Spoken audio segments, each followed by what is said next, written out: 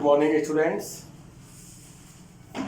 आज के वीडियो में 11th क्लास इंग्लिश लिटरेचर, जैसा कि आपको पता है आपकी बुक सेकंड चल रही है जूलियस सीजर, और आप इसमें सभी घटनाओं को स्टेप बाय स्टेप देख रहे हैं।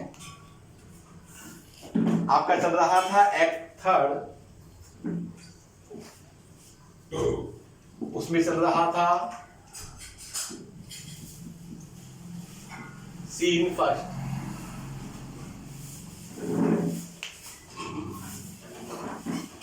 हमें देखा आखिरकार सीजर को सीनेट पे जाने के लिए डेसियस फोर्स कर देता है।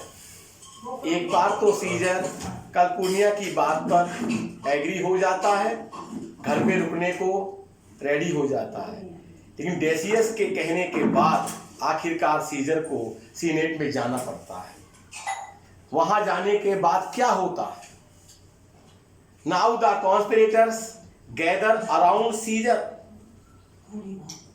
अब जितने भी षड्यंत्रकारी थे वो सीजर को चारों तरफ से घेर लेते हैं। And he sees he trusted friend Brutus among them. अब वह उन षड्यंत्रकारियों के बीच में अपने विश्वास पात्र मित्र ब्रूट्स को भी देखता है कि विभिन्न षड्यंत्रकारियों के बीच में उसको कौन दिखता है? ब्रूट्स।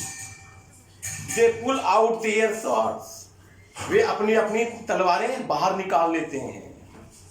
एंड स्टैब सीजर, और सीजर की हत्या कर देते हैं। विद हिज डाइंग ब्रेथ, और वो मरता हुआ, सीजर मरता हुआ अपनी अंतिम सांस लेता हुआ एड्रेस ब्रूट्स को संबोधन करता है, कहता है, लेकिन वो बोल नहीं पाता। तू ब्रूट्स इन लोगों के साथ, लेकिन जो कहना चाहता है वो क्लियर बोल नहीं पाता है। देन फॉल, और गिर पड़ता है। आखिरकार सीजर की हत्या हो जाती है। Caesar falls lifeless upon the pedestal of the Pompey's statue. Caesar असहाय होकर, निढाल होकर पॉम्पे की मूर्ति के चरणों में, पैरों में गिर पड़ता है। और ऐसा देखकर सिन्ना रेजोइस, सिन्ना खुशियां मनाता है, क्राइम चिल्लाता है, लिबर्टी, फ्रीडम, स्वतंत्रता, आजादी। द टायरनी इज डेड, तानाशाह मर गया है। Those who have witnessed the assassinations flee the Senate, और जो लोग इसके प्रत्यक्षदर्शी थे, गवाह थे, वो सीनेट से भाग जाते हैं। And the Trebonius report to Brutus and Cassius, और ट्रेवेनियस ब्रूट्स और केसियस को ये सूचना देता है, Antony has fled to his house in shock, कि एंटोनी दुख में, सदमे में आकर घर से भाग गया है, अपने घर के लिए भाग गया है, sorry. And people run through the street, और लोग गलियों में भाग गए हैं।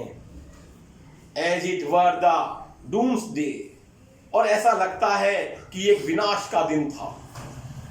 Brute tells the other assassins to breath bath their hands and swords in Caesar's blood. Brutus यहाँ पर अपने लोगों को, अपनी तलवारों को, अपने हाथों को सीजर के खून से नहलाने का आदेश देता है कि दोस्तों, अपने हथियारों को, अपने हाथों को सीजर के खून से नहलाओ। वॉक आउटसाइड, और बाहर चले जाओ। Proclaiming peace, freedom and liberty, और वह बाहर आकर शांति, आजादी और स्वतंत्रता इसकी घोषणा करता है। तो आपने देखा आखिरकार ब्रूट्स और केसियस के चक्रव्यूह में सीजर फंस जाता है।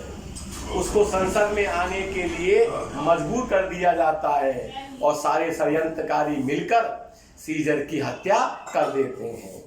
और हत्या करने के बाद वो सारे लोग खुशियां मनाते हैं, आजादी का जश्न मनाते हैं, और क्या कहते हैं कि तानाशाह मारा गया।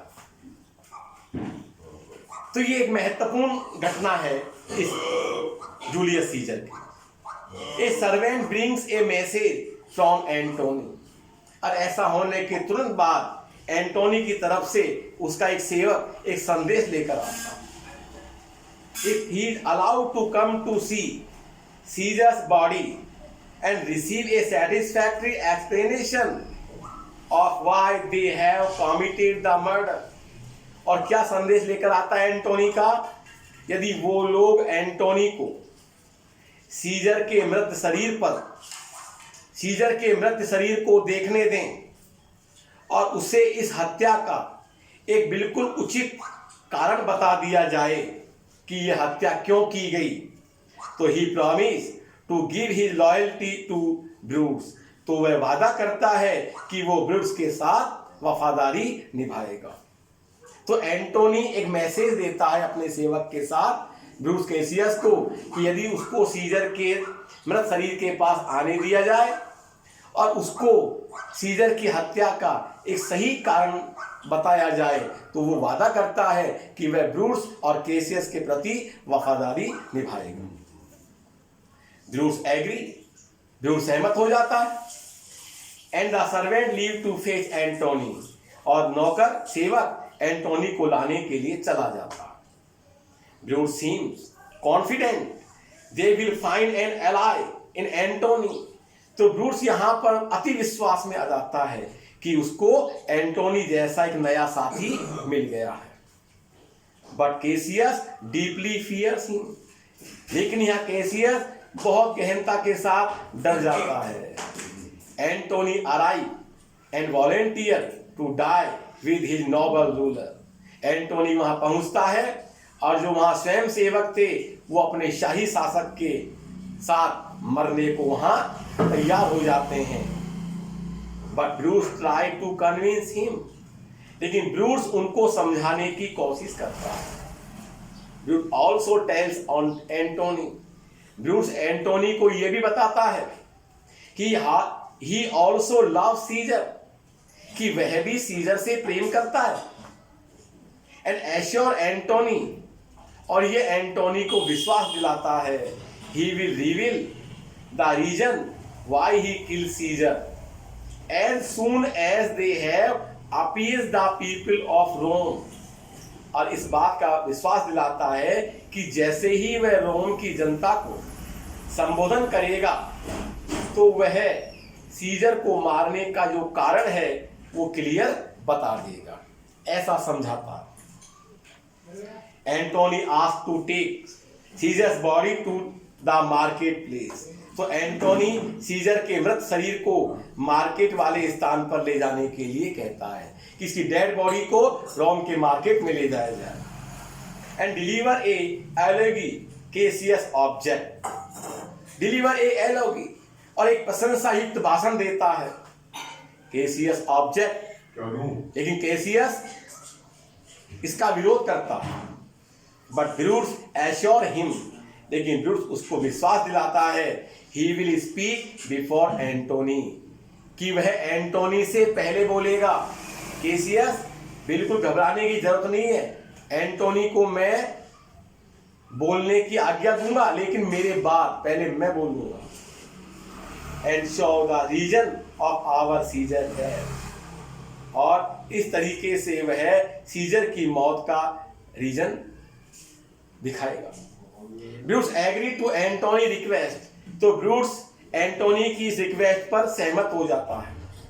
एंड द एसेंस डिपार्ट, और षड्यंत्रकारी वहां से, हत्यारे वहां से चले जाते, leaving Antony alone with the body of Caesar, और ये सारे मिलकर एंटोनी को सीजर की डेड बॉडी के पास अकेला छोड़ देते हैं। Antony was to see revenge on Brutus and his cohorts by the launching a civil war, तो एंटोनी अकेले का फायदा उठाते हुए सीजर की डेड बॉडी पर ये कसम खाता है, ये शपथ खाता है कि वह गृह युद्ध छेड़कर शुरुआत करके वह ब्रूट्स और उसके साथियों से इसका बदला लेगा। तो यहां एंटोनी जो है वो इस बात का फायदा उठाता है अकेलेपन का, कि वह सीजर की मौत का बदला ब्रूस और उसके साथियों से गृह युद्ध छेड़ के जरूर लेगा। The servant of Caesar's grand nephew, Caesar के बड़े भतीजे का सेवक ऑक्टेवियस एंटर द सीनेट, संसद में प्रवेश करता है, and weeps over the body, और वो सीजर के मृत शरीर पर आकर विलाप करता है, रोता है। Antony orders him to return to Octavius Caesar, Antony उसको ऑक्टेवियस सीजर वापस लौट जाने का आदेश देता है। And tell him what has happen, और जो भी कुछ हुआ उसके बारे में उसको बताता है। एंड वार्न हिम, और उसको चेतावनी देता है, he must not yet return to Rome, कि अभी उसको रोम में नहीं लौटना चाहिए।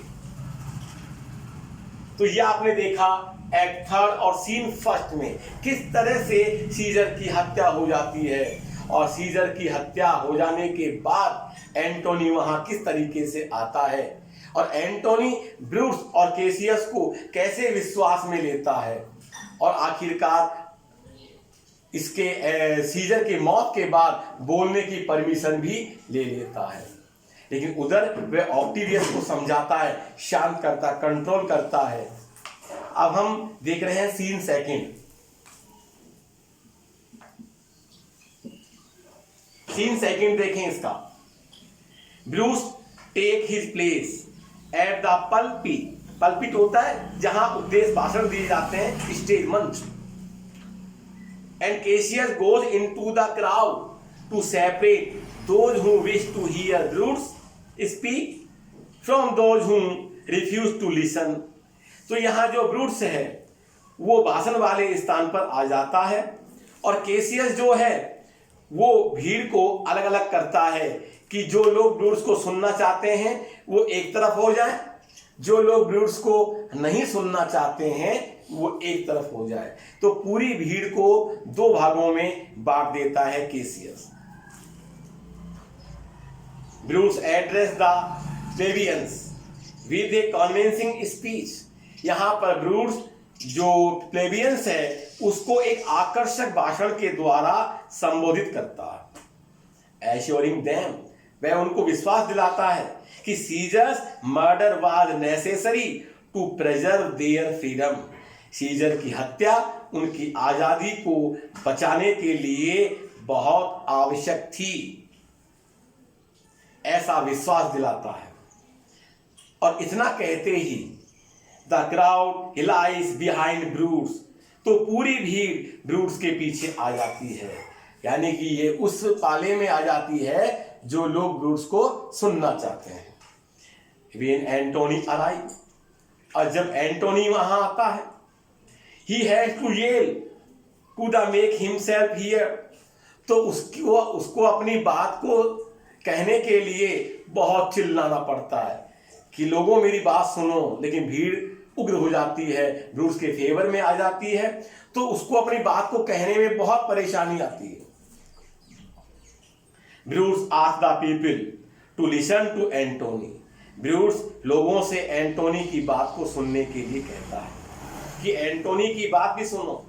And he begin the masterfully the crafting a speech to his end, और वह चालाकीपूर्ण तौर तरीके से अंत में एक शानदार स्पीच देता है।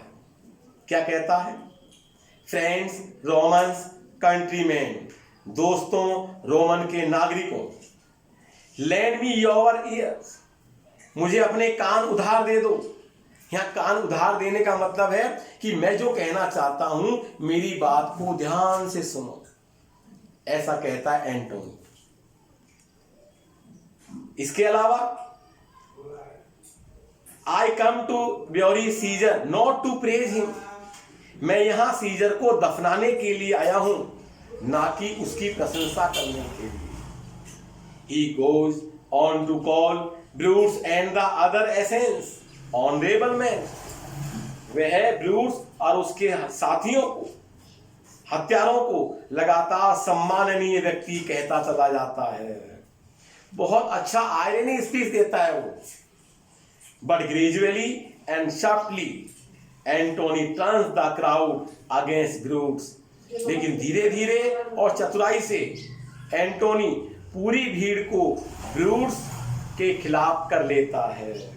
किस तरीके से? With his oratorical skill of the oratory, अपनी सफल वाक पटुता से, बोलने वाली शैली से वो पूरी भीड़ को ब्रूट्स के अगेंस्ट में कर लेता है। सारी भीड़ एंटोनी के पक्ष में आ जाती है।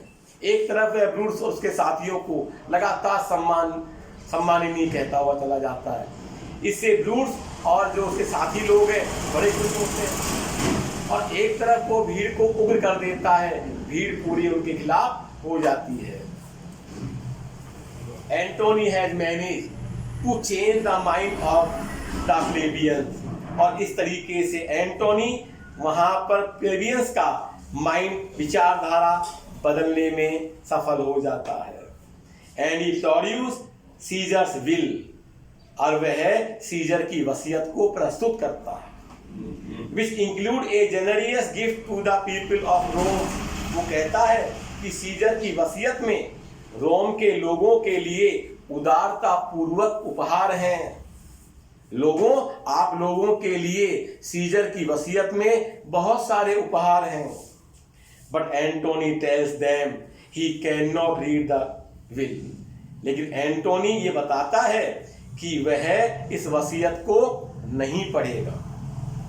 Because it will inflame them, क्योंकि इससे वो लोग उत्तेजित हो जाएंगे, आक्रोश में आ जाएंगे। The crowd instead he read the will, लेकिन भीड़ उस वसीयत को पढ़ने के लिए दबाव देती है। Soon they are calling the Asians murder and traitor, और जल्दी ही वो लोग, जो भीड़ थी, वो उन साथियों को हत्यारे, देशद्रोही कहकर पुकारती है। The people run through the street, लोग गलियों में भाग जाते हैं। Screaming, चीखते हैं। Revenge, बदला। Seek, ढूंढो, तलाश करो। बर्न, जला दो। फायर, आग में फेंक दो। किल, मार दो। स्ले, कत्ल कर दो।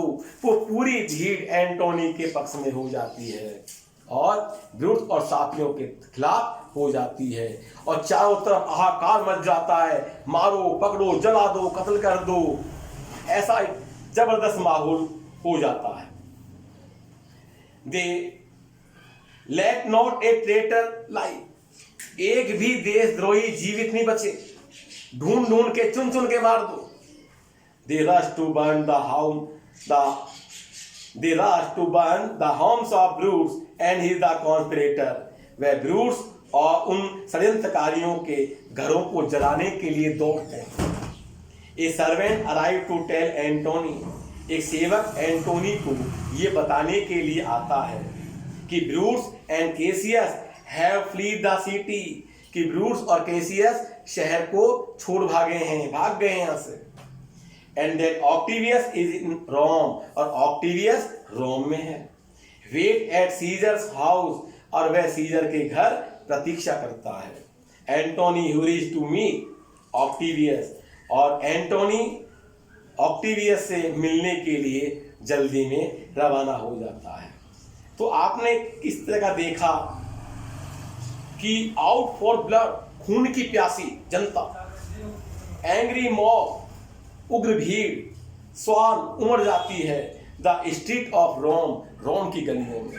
तो खून की प्यासी जनता रोम की गलियों में उग्रता से उमड़ पड़ती है। दे कम अपॉन सिन्ना द पोएट, वे सिन्ना कवि के घर आते हैं। who happens to have the same name as one of the Asians, और ऐसा होता है कि उस हत्यारे का नाम इसके नाम से मिलता जुलता है। मैंने पहले बताया था कि सिन्ना नाम के दो व्यक्ति हैं, एक तो षड्यंत्रकारी है और एक पोइट है। तो गलती से ये उग्र भीड़ सिन्ना पोइट वाले के घर पहुंच जाती है। द फ्रेंजी मास, उग्र भीड़, डज नॉट केयर, इस बात की भी परवाह नहीं करती कि दे हैव द रॉन्ग सिन्ना, कि वो गलत सिन्ना के घर पे आ गए हैं।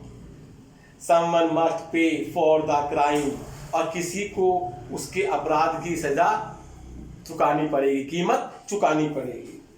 ही बेग फॉर हिज लाइफ, वह अपने जीवन के लिए प्रार्थना करता है और क्या बोलता है, I am Sinha the point, I am Sinha the point. अरे भाई लोगों, मैं सिन्हा कवि हूं, मैं सिन्हा षड्यंत्रकारी नहीं हूं, लेकिन पब्लिक तो पब्लिक है। But he cries are useless, लेकिन उसकी चीख पुकार उपयोगी साबित नहीं होती है। As the mob tear him to pieces, और पूरी भीड़ उसको मार मार के उसके टुकड़े टुकड़े कर देती है और उसको फिनिश कर देती है। इस तरीके से हमने देखा कि भीड़ का रवैया किस तरह से एंटोनी ने बदला।